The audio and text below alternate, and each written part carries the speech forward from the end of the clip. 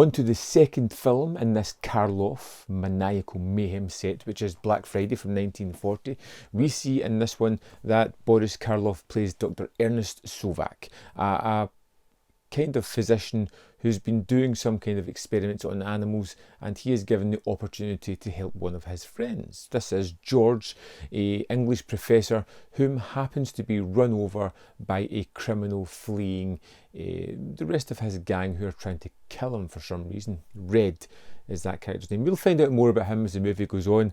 We ultimately discover that Red has survived this car crash. It looks like George hasn't, and we've got Dr. Sovak with a tough decision. He could save his friend, but he needs a brain transplant to do it. So he decides to take Red's brain, as his body is broken, and transplants that into the body of George. Who's the other customer?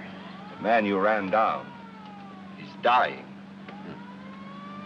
Softy, huh? So George is back. He's himself. He's feeling good. He's alive, surprisingly.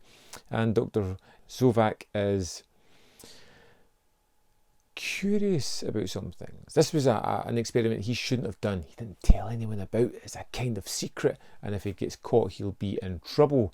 But there's also this strange fascination with the fact of Red, this character who has died, although his brain is now in George's body, because he had $500,000 hidden that nobody has found yet.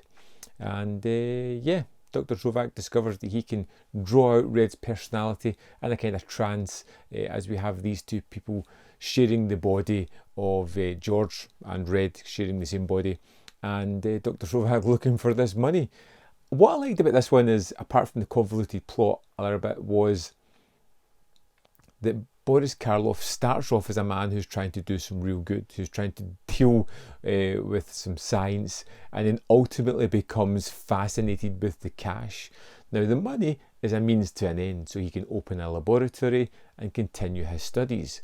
But also, it's cash. He kind of wants that as well. And he's using his friend, which is where we kind of see the demise of Dr. Sovak. We see the loss of this character through the fact that he is using his friend, damaging him further, damaging family members, because he is taking him to New York. He is unleashing this person, Red, who's starting to take over the body of George, who's starting to get revenge against the criminals that turned against him. Red Cannon. You were the leader of a gang. They tried to kill you. You came back to get revenge. But my goodness, is it wonderful. Stanley Ridges is absolutely fantastic as George. The way he changes his persona, becomes someone else whenever he changes to Red. He does it with just a look, and it's a fantastic performance, outshining Karloff every time he does this. He kind of starts off as like a kind of bumbling everyday professor, but just like that switches straight into the role of Red, and it's fascinating, it's fun, it's really inventive, and you get this movie that becomes, yes, a science fiction horror of sorts into a kind of crime thriller, which I really enjoyed in this one. And you get high pressure stakes. You get the fact of Dr. Sovak doing something that's really illegal. He's kind of chasing the money, which is also kind of dangerous. He's fallen into this different lifestyle of criminality. It becomes really wonderful. Like I said, great performances, it's got great locations, great sets, some great secondary characters that pop up, and it moves along. It's 70 minutes. It's a really punchy, dead easy to watch movie that's highly entertaining. I had a great deal of time with Black Friday. Wasn't sure what I was going to get. Got a really enjoyable kind of movie here. How'd you like to be George Kingsley for good? What do you mean? You're walking around in Kingsley's body, all right. But part of your brain is his, and you can't control it. Very different from some of the other Karloff movies, and I think that was a good way to keep it fresh for me. It was something different, something I would highly recommend. I'd love to know your thoughts on Black Friday if you've seen it. If not, I hope you're going to check it out. Either way, let me know in the comment box below your thoughts on this movie.